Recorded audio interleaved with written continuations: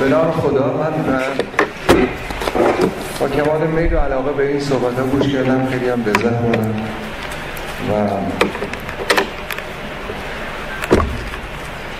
خب دوستان اما با هم دیگه موافق و مخالفی نمون. من حرفام رو خیلی خلاصه و تیکبار میگم برای اینکه من بخوام تحلیل اینا بکنم کار به درازا خواهد کشید، چون سر کلاس هم میگیره بار سر این قضیه من صحبت کردم. اول با یه تذکر شروع میکنم. حدود یه ماه پیش یه فیلمی در تلویزیون نشون داده شد راجع به آقای یاسر عرب ساخته بود راجع به سیستان و بلوچستان. در جا نشون میداد که مردم سیستان و بلوچستان در حال مرگن، یعنی بچه‌هاش رو بغل میکنن چون جایی ندارن برن، توی راه‌ها دارن میمیرن.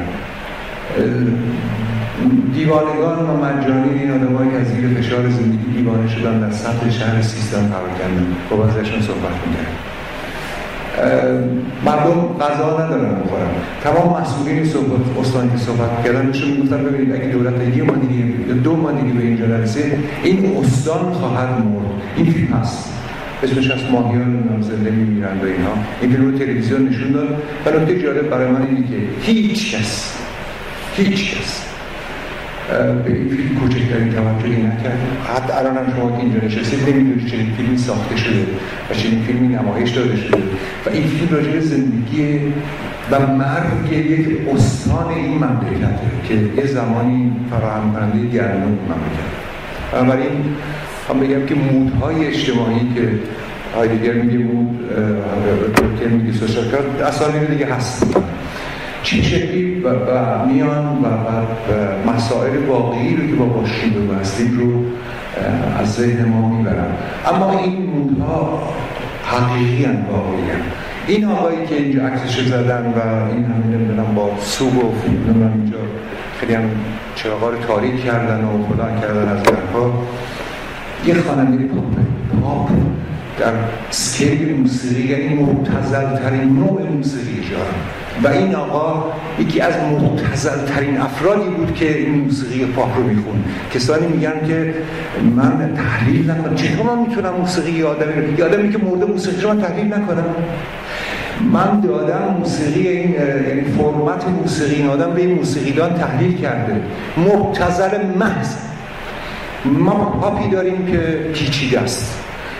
این ساده ترین، مسخره ترین، احمقانه ترین نوع موسیقی، صدای فالش، موسیقی مسخره، شعر مسخره تر.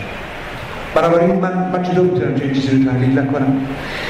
و برای من خیلی جالبه که یه ملتی، یعنی 200-300 1 میلیون نفر میفتن به این ابتذال، میفتن به ابتذالی که میرن در مجلس ترحیم یه همچین خواننده مسخره شرکت میکنن، گریه میکنن، تو سرشو میزنن و یه نفر توی نمیدونم فیسبوک از این حرفا مینویسه که من تا ابد میسوزم بدون تحلیل فرم و محتوا و لیریکس این آدم. این همه حرفایی که زده شد بسیار من یه دوره کردم، چون من آدم پیریم این نظریات جدیدی رو نمی‌دونستم، عمل دوره کردم.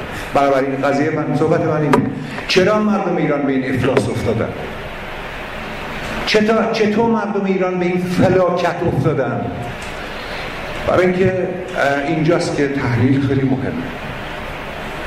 دولت بر مبنای فعل انفعال یا حکومت یا هر چی بخواید حساب کنید، بر مبنای فعل انفعالات سیاسی ترجیح داد یه سری ورزشکار بیاره اونجا، چون فکر کردن محبوبیت مردمی دارن. محبوبیت مردمی اینا بر مبنای همین محبوبیت مبتذلیه که همین الان وجود داره. یه فوتبالیست و کشتیگیر و کاراتکار و نمیدونم فلان از یارفا رو آوردن تپوندن توی مجلس و نمیدونم شورای شهر فلان از یارفا برای که سیاستمدار چیز رو بکنن بیرون. مرحله دوم که بعد شروع شد، خوانندگان و نوازندگان و نمیدونم چیزای پاپ بود. در نمیدونم خانم هدیه تهرانی در مراسم یکی دیگه شرکت کرد، خانم مهتاب کرامتی در نمیدونم مراسم آقای روحانی شرکت کرد. متوسل شدن به خوانندگان پاپ برای اینکه سیاست واقعی در این مملکت رو من موقعی که دارم میگم که این کارو میکنن اصلا کسی هیچ کاری نمیکنه. استراکچر ساخته. شما وقتی میخواید سیاست زدایی کنید، یعنی وقتی قراره که سیاست زدایی انجام بشه، لاجرم چنین وقایعی پیش میاد. متوسل شده میشه به خوانندگان پاپ برای اینکه جای سیاست واقعی رو بگیره. متوسل میشن به یه کاراته باز و نمیدونم کشتیگیر رو که مقامشون در جای دیگه محترم برن میشن در صندلی نمیدونم فلان جا تکیه بزنه برای مردم تهران، شهر تهران چیز کنن. و کسی که مطلع آقای دکتر راهفر اسم چیز نمیدونم و من گفتم ببین بعضی از اینها به نان شبشون محتاج میشه. آقای دکتر راهفر میدونید که گلر نام تیم ملی بود، بعضی از به نان شب محتاج بودن، همین الان صاحب پاساژ عظیم و فلان از این حرفاست. اینم برای اینکه بفهمید که چه اتفاقی داره میفته. و اما در مورد این ماجرا بسیار ساده است. آقای دکتر چیز احتیاج به اشاره به نکته خوبی اشاره کردن. اون کسی که اولین تشییع جنازه بزرگ انجام گرفت مال زنی بود به اسم مهوش به شیوه دوستان میگن باختین میومد ماتحتشو بگرد طرف مردم، میگفت این ماتحت کجه. مردم در یک دیالوگ خیلی باختینی بهش میگفتن کی میگه کجه، اونم میگفت مادر شوهر. بعد مردم میگفتن با تو لجه. اتفاقا خیلی باختینیه. من مطلبی که برای اینکه اتفاقا باختینی با تن گروتسک و ایشون تنشون خیلی با ملاکای فعلی خیلی تن گروتسکی دارن، چاق و نمیدونم فلان اینا. باختین اینا رو نکشیم به یه مفهوم چیزای ترانساندانتال عجیب غریب که گویا نه این باختین همین خانم مهوش. کسایی که بعد از اینکه مهوش مرد و اونم بعد از اون واقعه سال 32 لاتها از مهوش یک تشییع جنازه مفصل کردن. بعدها کسانی که در اون فرهنگ مورد اتهام قرار گرفتن سوسولا بودن، یعنی فرهنگ سوسولی. کیا؟ پاپخونا که اول انقلاب هم پاپخونا مورد اتهام قرار گرفتن و گفتن اینا سوسولن. چه اتفاقی افتاد؟ لات و سوسول با هم دست به دست هم دادن، یعنی پاپخون و نمیدونم ورزشکار و نمیدونم فلان بیشتر از این حرفا که چه بکنن که سیاست واقعی از این مملکت رو داغون کنن، از بین ببرن. و دولت، حاکمیت، هر کی هست نه تنها با این مسئله مشکلی نداره، تشویق میکنه، استفاده میکنه، توی ستادهای تبلیغاتیشون میاره، سخنگوشون میکنه، مقام بهشون میده، کار بهشون میده، در تلویزیون تبلیغ براشون میکنه و حاصل همین میشه که در مرگ یه خواننده‌ای که فالش میخونه در پایین ترین سطح موسیقی جهان قرار داره، پاپ هم درجات داره، موقعی که میمیره به عنوان یه قهرمان ازش یا به عنوان یه چیز ازش استقبال میکنن و عرض کنم خدمت تلویزیون میره پای این ماجرا که این ماجرا رو تبلیغ کنه. این ماجرا کاملا دولتی و ملتیه. ببین دولت و ملت هم خیلی ساده است. بعد از وقایع 88 دولت یا حاکمیت از مردم میترسید، مردم از دولت میترسیدن. مکانیزمی وجود داره به اسم identification with aggressor، یعنی این همان شدن با متجاوز. اتفاقی که افتاد اینه که دولت از با طریق این مکانیزم میخواد با یه مردمی که سیاست زدودن یکی بشه. مردم هم همین حالت رو دارن، مردم هم میترسن و میخوان که با دولت متجاوزی که گمان میکنن متجاوز یکی بشن.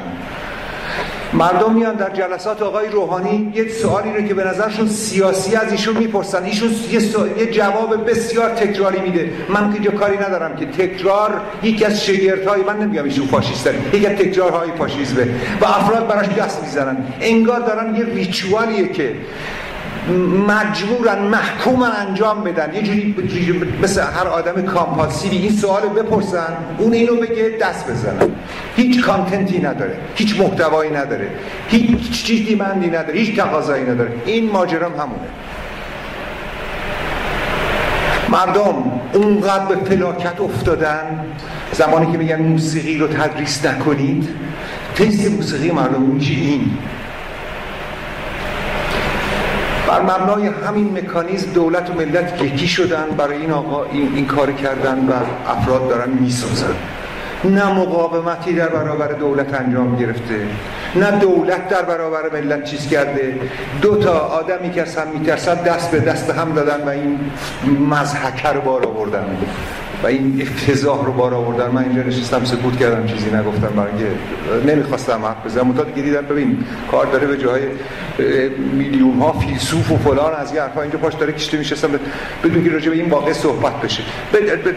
هنر از نظر من یا حقیقت میگه یا دروغ میگه. کسی که هنرمند رو تحلیل میکنه باید بگه که یا داره حقیقت رو میگه دروغ میگه. این آدم دروغ میگه، این آدم شعرش مبتذل. دولت اعتدال تمام قصدش اینه که مسائل سیاسی رو بزنه کنار،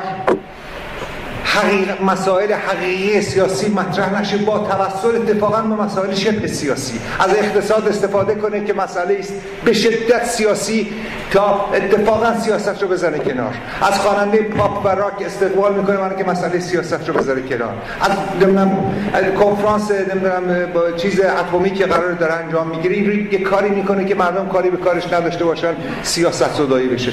ماجرا ساده است، هم مردم و هم دولت در یک اتحاد، حالا شما اسمش مقدس یا نامقدس کاری ندارن، همین آیدنتیفای هم فکر با خودشون رو با هم دیگه دارن آیدنتیفای میکنن. منتها کجا؟ در اینجا این موسیقی این آقا در برابر قهرمان‌های اولیه انقلاب اینو چه جایی داره؟ هیچ. ابتذال و سقوط و مردم و دولت با هم دیگه دارن این سقوط رو انجام دادن. وحشت من از اینه که این ماجرا، من اسمش یه پوپولیسم حاد، حالا هر چه بخواد بذارم کاری ندارم، یه چیز شبه فاشیستی درش هست که من ازش وحشت دارم. نه به دنبال نمیدونم هویت جدید و از این حرفا، نه، این یه ترس متقابلی که افراد رو مثل درست افرادی که از همدیگه میترسن پریدن تو بغل همدیگه که نترسن. و این یعنی سیاست زدایی، و سیاست زدایی یعنی ببین انهدام هر اون چیزی که این انقلاب براش شد و براش ایستاده و عده زیادی براش ایستادن. از نظر یه میگن که چرا فلانی میره رفت، خب معلومه نباید برن، چرا باید برن؟ مثلا انتلکتوری میره مردم باید برن، مگه بکت کی رفت؟ 3 نفر بیشتر نرفتن. چه انتظاری؟ این درست انتظاری اینه که افرادی که اینجا هستن فکر کنن روشن فکرن که فلان فکر کنن که مثلا باید یه بریزن برن تو قبر اونا، برای چی بود؟ هیچ جای دنیا نمیدن. چه قیاس مسخره‌ایه که اینجا راه افتاده. داستان از نظر من ساده است. این ماجرا نشان بدی است. نشان اینه که سیاست زدایی داره، ببینید داره ببینید به یه جاهای باریک میکشه و خود مردم طالب اینن. من دیگه به مفاهیم اشاره کردم و چیزا اشاره کردم، بیشتر از اینم شما خستید دیگه نمی‌کنم، چون این ماجرا، تحلیل این ماجرا تحلیل فنی موسیقی چون بسیار اهمیت داره. چطور میشه موسیقیشون رو تحلیل نکرد و بعد راجع به حکم صادر کرد راجع به مرگشون؟ بابت عمه ایشون جمع شدن، معلومه که بابت موسیقیش جمع شدن. چطور ممکنه که این ابتذال رو شما تحلیل نکنید و بگید که من فقط به نمیدونم مرگش رو چیز میکنم؟ این ماجرا بوی بد میده و اونم اینه که اتفاقا دولت و ملت در یه اتحاد نامقدس میخوان سیاست زدایی کنن. خیلی ممنون میشه.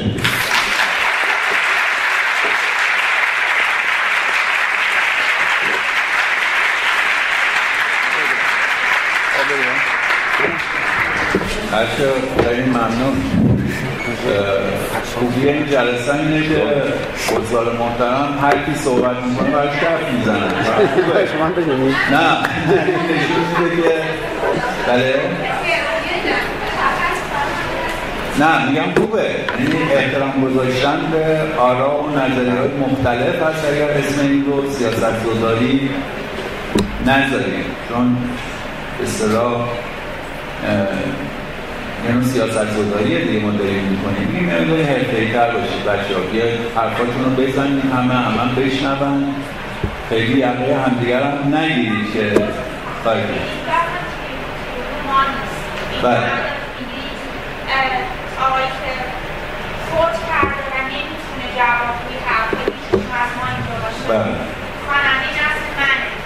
بعد دوستان و آقایون و اساتیدی که من صحبت کردم، احتمالا من در خواننده رو سوال گوش داده بودم، یا مدل شما CD رو احتمالا بخشش رو گذاشته بود تو ماشین در آوردن با تنفر انداختن می‌کنن، یا حالا به نظر نه تنفر نه، حالا هرچی یا درکش نمی‌کرد من یه سوالی بهشون بدم خانم. ببینید مثلا نسل و پسل و اینا رو بذار کنار. اجازه بفرمایید. چه افرادی هستن کم سن و سال‌تر از شما که به شروینبرگ گوش میدن، که به موزارت گوش میدن؟ نسل چیه؟ وقتی شما اجازه بفرمایید امثال شما خفه کردین به مدت یک ماه 2 ماه همه رو خفه کردین. افرادی کم سن و سال‌تر از شما دارن موزارت گوش میدن، دارن بتهوون گوش میدن، دارن نمیدونم چی گوش میدن. خواننده نسل من کاملا این ایده این که گویا کسانی که معلومه من نماینده مردم نیستم، شما نماینده مردم، من همین کسی هم که دارم میگم این مردم ابلهن. معلومه من نماینده مردم نیستم. چه کسی گفته من نماینده مردمم؟ من دارم از جانب خودم حرف میزنم به عنوان یه آدم. معلومه نماینده این مردم نیستم، شما این مردمید که افرادی کم سن و سال‌تر از شما دارن به موسیقی گوش میدن که چیزه. من شما هر کی هستید باشید، هر کی هستید باشید. به مدت از وقتی که این یارو مرده خفه کردن همه این ملت رو.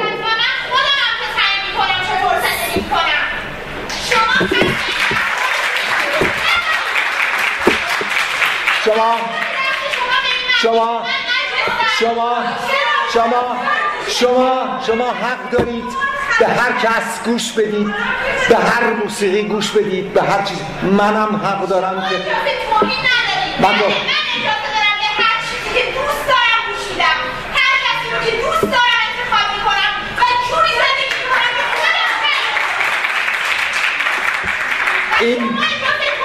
این ایماژی است که فقط افراد ساده دلی مثل شما ممکنه چیز کنن.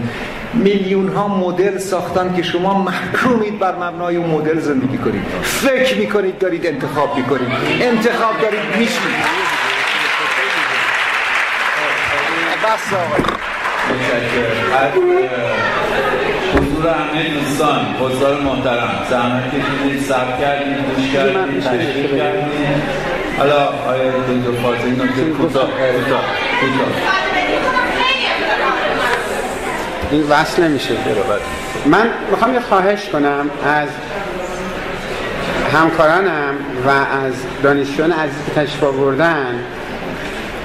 اونم اینه که من تحلیلم در نهایت این بود که من در مورد اون پاشایی اول که پاشایی که آواز میخوام که قضاوتی نکردم و نمیخوام قضاوتی بکنم، و در مورد پاشایی دومی هم که تشریح شدم من قضاوتی نکردم. قضاوت من در مورد پاشایی سوم بود و اون پاشایی است که به نظر من مسئله شده الان. البته من سخن آقای دکتر عبادیان تایید میکنم که بین این سه تا ربطی وجود داره، قطعا وجود داره. اون خواهش من اینه ما نیاییم تفسیری ارائه کنیم از این حادثه که امکان مذاکره بین لایه‌های سیاسی اجتماعی فرهنگی از بین ببره.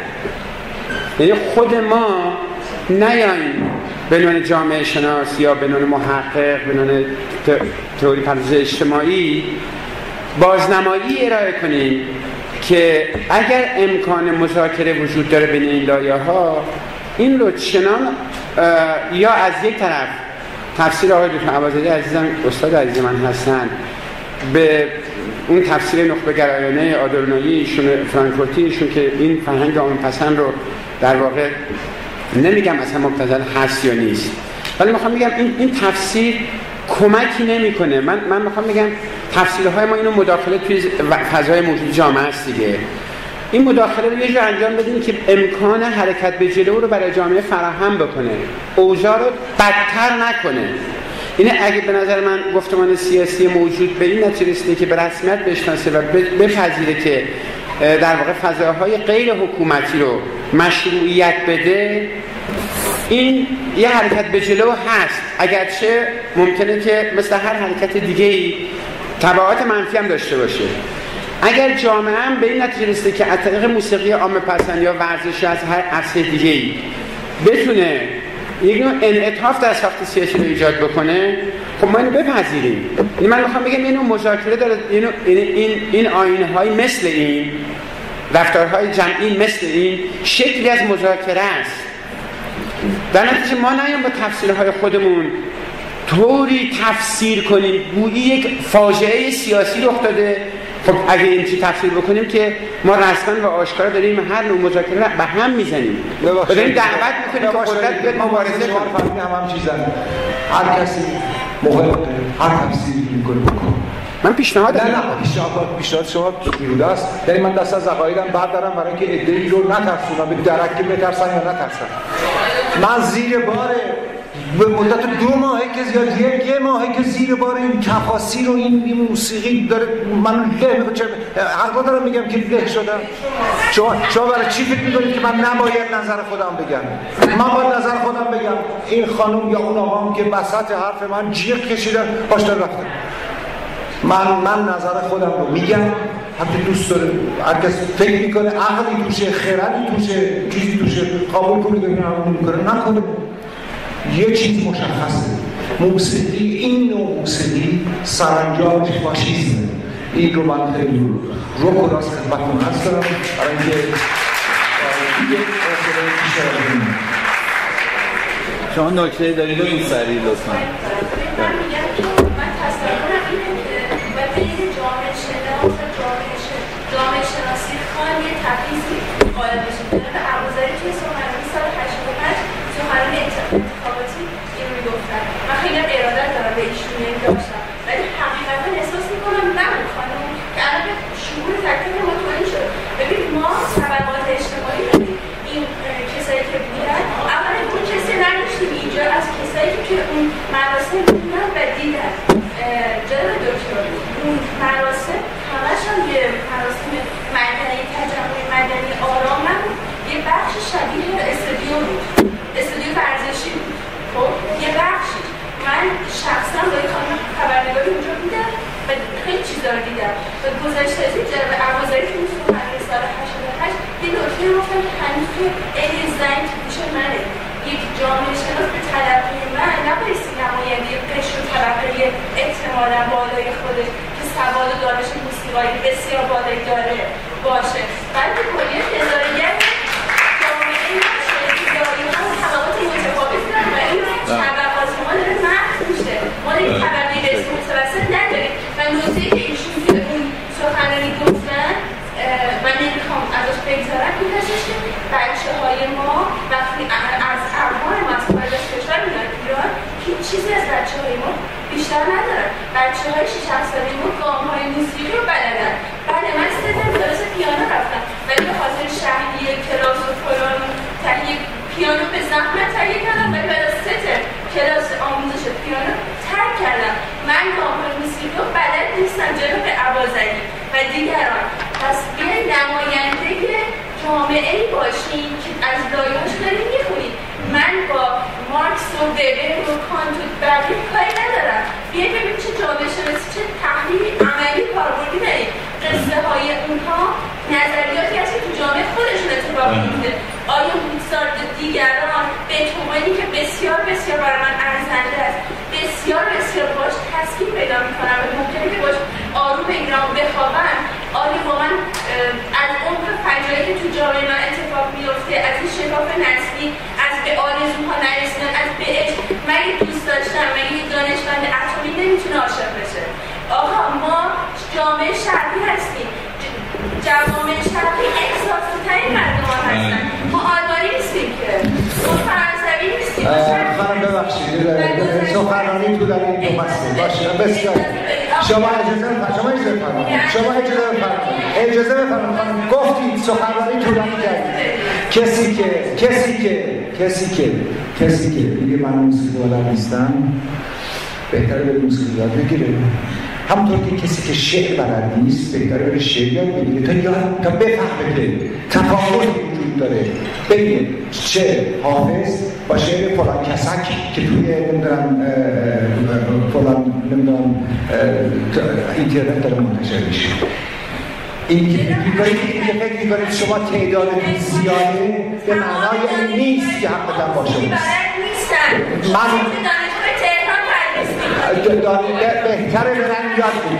بهتره برن یاد بگیرن که تا تصویر چنین ابتذال‌هایی نشن. احساسات به وسیله صداها هر احساسی میتونه این موسیقی رو، این هنر رو بازنمایی بکنه. شما دارید به یک بخشی از احساس این مردم تولید کنید و این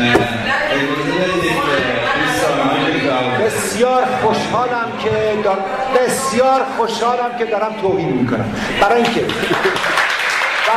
این ملت نشون داده که باید بهش توهین بشه تا بعد بره بفهمه که ببین شما نمیتونی هم به این آقا گوش بدی هم به تو گوش بدی بعدم تسکین بگیری بخوام.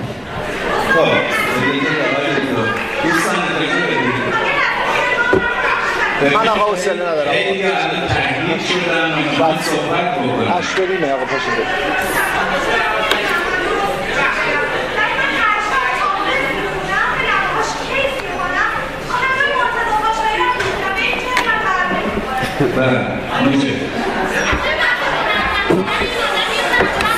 مثال ساده بزنم خانم، کسی نمیتونه هم عاشق بنز باشه، برای اینکه هیچ مثال دیگه رو نمیفهم.